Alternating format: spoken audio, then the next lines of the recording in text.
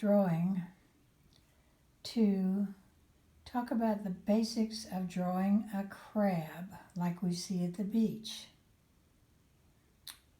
First, I would start with the shell and do a long sort of kind of an oval with a point like this.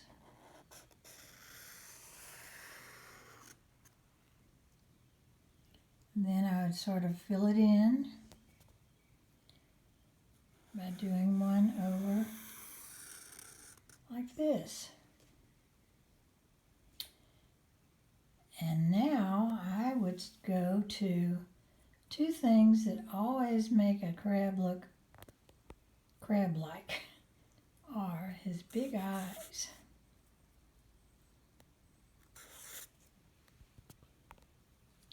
And on the front of his shell, he always has little little spiny things like little V's all up and down. So you just go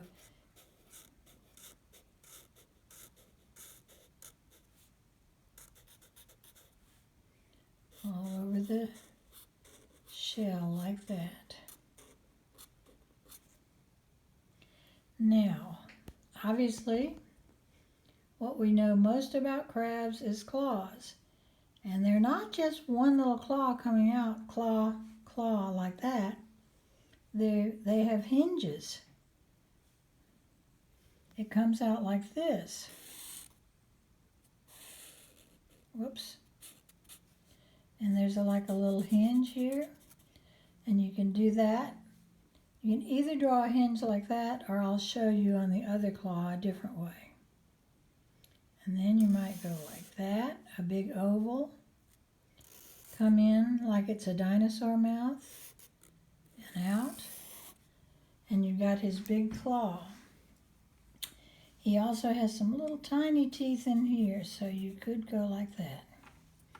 Let's do another hinge. First part of his claw. And this I'm drawing now is more like it. Little just lines and then slightly curved lines right there, because we know they aren't just straight up and down.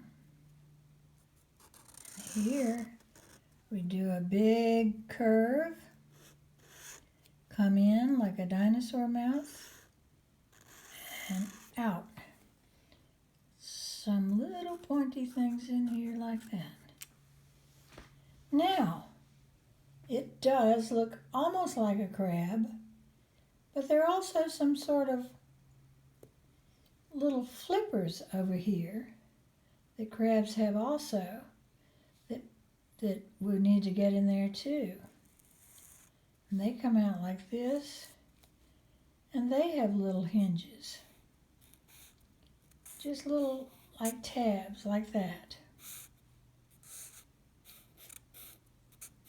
Not all crabs have these, but some do. And since we're about to go off the page, I'm just going to put that one over there like that, and like that to show it's off the page.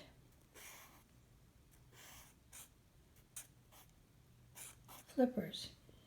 Now, may I say, I'm going to color in these eyes to make them look more eye-like.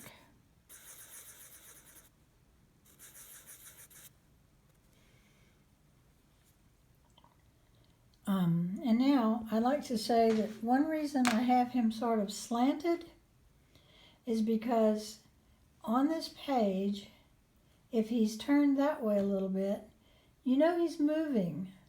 The classic crab move is sort of sideways, moving around like this. Like this was a crab, he's going. He's not just sitting straight. So we didn't want to just plop him right down in the center of the page. If you put something on the diagonal a little bit, it shows more movement and your drawing has a little more life. Now this is not nearly finished, and if I were really doing you the perfect crab drawing, I would start over and make these things more prominent. And I might also start filling in with some little dots to show shading over here. But we'll talk about that on next lesson, and some other ways to show colors and dark spots and light spots in a drawing. Now, before we go, I would like to do the second half of our lesson is just a short look at what a painting by a famous artist looks like. And I just happen to have one of a crab.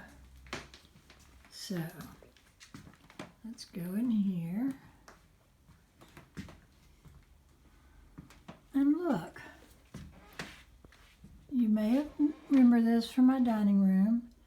It's a beautiful crab painting by a man named Walter Anderson, who lived in Mississippi on the coast and loved to paint sea creatures.